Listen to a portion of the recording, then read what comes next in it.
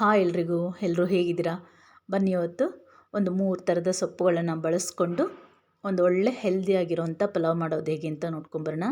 ಹೆಲ್ದಿಯಾಗೂ ಇರುತ್ತೆ, ಹಾಗೆ ತುಂಬಾ ರುಚಿಯಾಗಿ ಸಹ ಇರುತ್ತೆ, ಬೇಗ ಸಹ ಮಾಡ್ಕೋಬೋದು. ಬನ್ನಿ ಈಗ ಅದು ಹೇಗೆ ಮಾಡೋದು, ಅದಕ್ಕೇನೇನು ಬೇಕು ಅಂತ ನೋಡ್ಕೊಂಡು ಬರೋಣ. ನೋಡಿ, ಬೇಕಾಗಿರೋಂಥ ಸೊಪ್ಪುಗಳು ಕೊತ್ತಂಬರಿ ಸೊಪ್ಪು ಇಷ್ಟಾದರೆ ಸಾಕಾಗುತ್ತೆ, ಹಾಗೆ ಪುದೀನ, ಸ್ವಲ್ಪ ಸಬ್ಬಸಿಗೆ, ಹಾಗೆ ಪಾಲಕು, ಮೆಂತ್ಯ ಇವೆರಡು ಸ್ವಲ್ಪ ಕ್ವಾಂಟಿಟಿ ಹೆಚ್ಚಿಗೆ ತೊಗೋಬೇಕಾಗುತ್ತೆ. ಬನ್ನಿ ಈಗ ಅದು ಮಾಡೋದು ಹೇಗೆ ಅಂತ ನೋಡ್ಕೊಂಡು ಬರೋಣ. ನೋಡಿ, ಮೊದಲಿಗೆ ಸ್ಟವ್ ಮೇಲೆ ಒಂದು ಪ್ಯಾನ್ ಇಟ್ಕೊಂಡು ಅದು ಸ್ವಲ್ಪ ಆಯಿಲ್ ಹಾಕ್ಕೊಂಡಿದ್ದೀನಿ. ಆ ಆಯಿಲ್ಗೆ 2 ಏಲಕ್ಕಿ, ಒಂದು ಸ್ವಲ್ಪ ಜಾಪತ್ರೆ, 1 ಮರಾಠಿ ಮೊಗ್ಗು, ಹಾಗೆ 2 ಲವಂಗನ ಹಾಕ್ಕೊಂಡು ಚೆನ್ನಾಗಿ ಫ್ರೈ ಮಾಡ್ಕೋಬೇಕಾಗುತ್ತೆ. ಇದಾದ ನಂತರ ಶುಂಠಿ ಮತ್ತು ಬೆಳ್ಳುಳ್ಳಿನ ಹಾಕ್ಕೋತಾ ಇದ್ದೀನಿ. ಒಂದು 7-8 ಪಾಯಿಯಷ್ಟು ಬೆಳ್ಳುಳ್ಳಿ, ಹಾಗೆ ಒಂದು ಸ್ವಲ್ಪ ಶುಂಠಿನ ಹಾಕ್ಕೊಂಡು ಚೆನ್ನಾಗಿ ಫ್ರೈ ಮಾಡ್ಕೋಬೇಕಾಗುತ್ತೆ. ಹಾಗೆ ನಾವು ತೆಗೆದಿಟ್ಟಿದ್ವಲ್ಲ ಸೊಪ್ಪು, ಪಾಲಕು, ಪುದೀನ, ಕೊತ್ತಂಬರಿ ಸೊಪ್ಪು ಇಷ್ಟನ್ನು ಚೆನ್ನಾಗಿ ಫ್ರೈ ಮಾಡ್ಕೋಬೇಕು.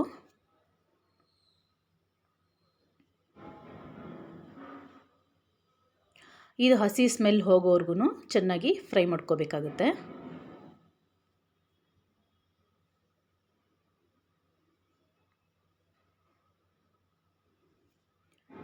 ನೋಡಿ, ಕೊತ್ತಂಬರಿ ಸೊಪ್ಪು, ಪುದೀನ ಸೊಪ್ಪು, ಹಾಗೆ ಪಾಲಕನ್ನು ಹಾಕ್ಕೊಂಡು ಚೆನ್ನಾಗಿ ಫ್ರೈ ಮಾಡ್ಕೊಳ್ತಾ ಇದ್ದೀನಿ.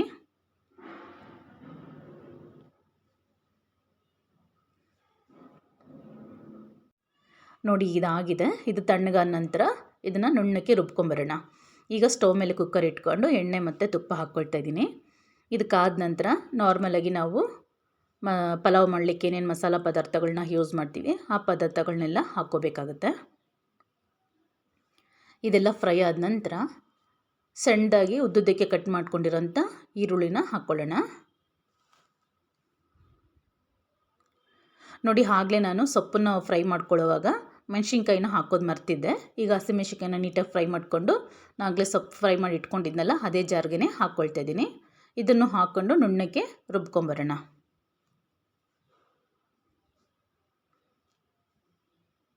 ನೋಡಿ, ಈ ಸೊಪ್ಪು ಮತ್ತು ಹಸಿಮೆಣಸಿನ್ಕಾಯಿ, ಶುಂಠಿ, ಬೆಳ್ಳುಳ್ಳಿ ಎಲ್ಲ ಹಾಕ್ಕೊಂಡು ಚೆನ್ನಾಗಿ ನುಣ್ಣಕ್ಕೆ ರುಬ್ಕೊಂಬರೋಣ. ಈಗ ಈರುಳ್ಳಿ ಚೆನ್ನಾಗಿ ಫ್ರೈ ಆಗಿದೆ. ಈಗ ಮೆಂತ್ಯ ಸೊಪ್ಪು ಮತ್ತು ಸಬ್ಬಸಿಗೆ ಸೊಪ್ಪು ಇತ್ತಲ್ಲ ಅದನ್ನು ಹಾಕ್ಕೊಂಡು ಚೆನ್ನಾಗಿ ಫ್ರೈ ಮಾಡ್ಕೊಳ್ತಾ ಇದ್ದೀನಿ.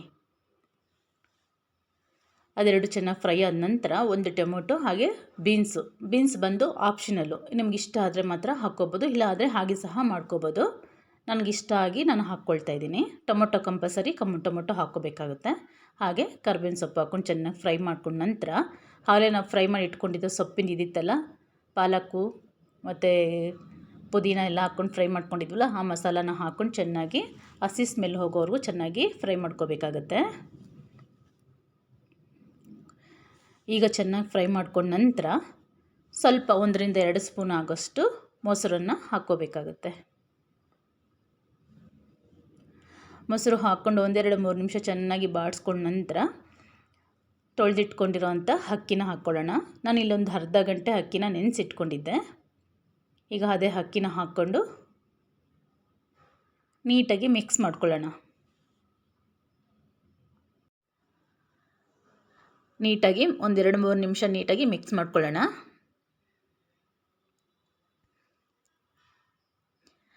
ನಾನಿಲ್ಲಿ 1 ಗ್ಲಾಸ್ ಅಕ್ಕಿಗೆ 2 ಗ್ಲಾಸು ನೀರು ಲೆಕ್ಕ ತೊಗೊಳ್ತಾ ಇದ್ದೀನಿ.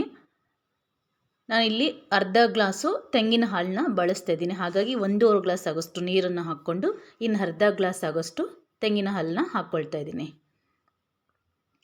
ಕೆಲವರು ತೆಂಗಿನಕಾಯಿನ ಹಾಗೆ ರುಬ್ಬಲಿಕ್ಕೆ ಹಾಕ್ಕೊಳ್ತಾರೆ, ಬಟ್ ಅದು ಚೆನ್ನಾಗಿರಲ್ಲ ಅಂತ ನಾನು ಈ ರೀತಿ ತೆಂಗಿನ ಹಾಲನ್ನ ತೆಗೆದು ಹಾಕ್ಕೊಳ್ತಾ ಇದ್ದೀನಿ. ಇಲ್ಲಾಂದರೆ ನಿಮಗೆ ಡೈರೆಕ್ಟಾಗಿ ನಾವು ಆಗಲೇ ಹುರಿದು ಹಾಕ್ಕೊಂಡ್ವಲ್ಲ ಆ ಮಸಾಲೆಗೆ ತೆಂಗಿನಕಾಯಿ ತುರಿನ ಹಾಕ್ಕೊಂಡು ನೀವು ಮಾಡ್ಕೋಬೋದು. ಬಟ್ ಈ ರೀತಿ ಹಾಕೋದ್ರಿಂದ ಆ ರೈಸ್ ಮೇಲೆ ಏನಿರುತ್ತೆ ಆ ಶೈನ್ ಅದೆಲ್ಲ ತುಂಬ ಚೆನ್ನಾಗಿರುತ್ತೆ, ಟೇಸ್ಟು ಚೆನ್ನಾಗಿರುತ್ತೆ ತಿನ್ನಲಿಕ್ಕೆ. ಹಾಗೆ ರುಚಿಗೆ ತಕ್ಕಷ್ಟು ಉಪ್ಪನ್ನು ಹಾಕ್ಕೊಂಡು ಒಂದು ಸಲ ನೀಟಾಗಿ ಮಿಕ್ಸ್ ಮಾಡಿಕೊಂಡು ನಾವು ಅಕ್ಕಿ ನೆನೆಸಿರೋದ್ರಿಂದ ಮೀಡಿಯಮ್ ಫ್ಲೇಮಲ್ಲಿ 1 ವಿಸಿಲ್ ಕೂಗಿಸಿದ್ರೆ ಸಾಕಾಗುತ್ತೆ.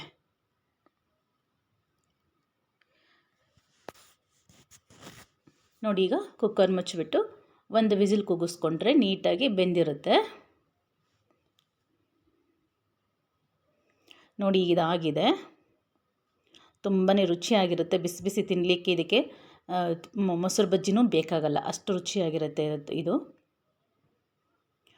ಮರೀದೆ ಮನೆಯಲ್ಲಿ ಒಂದು ಸಲ ಟ್ರೈ ಮಾಡಿ, ಹೇಗಿದೆ ಅಂತ ಮರೀದೆ ಕಮೆಂಟ್ ಮಾಡಿ. ಹಾಗೆ ಇನ್ನೂ ಯಾರೆಲ್ಲ ನನ್ನ ಚಾನಲ್ ಸಬ್ಸ್ಕ್ರೈಬ್ ಮಾಡ್ಕೊಂಡಿಲ್ಲ ದಯವಿಟ್ಟು ಸಬ್ಸ್ಕ್ರೈಬ್ ಮಾಡ್ಕೊಳ್ಳಿ. ಹಾಗೆ ವಿಡಿಯೋ ಪೂರ್ತಿ ನೋಡಿ, ನಿಮಗೆ ಇಷ್ಟ ಆದರೆ ಮಾತ್ರ ಒಂದು ಲೈಕ್ ಕೊಡೋದನ್ನ ಖಂಡಿತ ಮರಿಬೇಡಿ. Thank you for watching. Bye.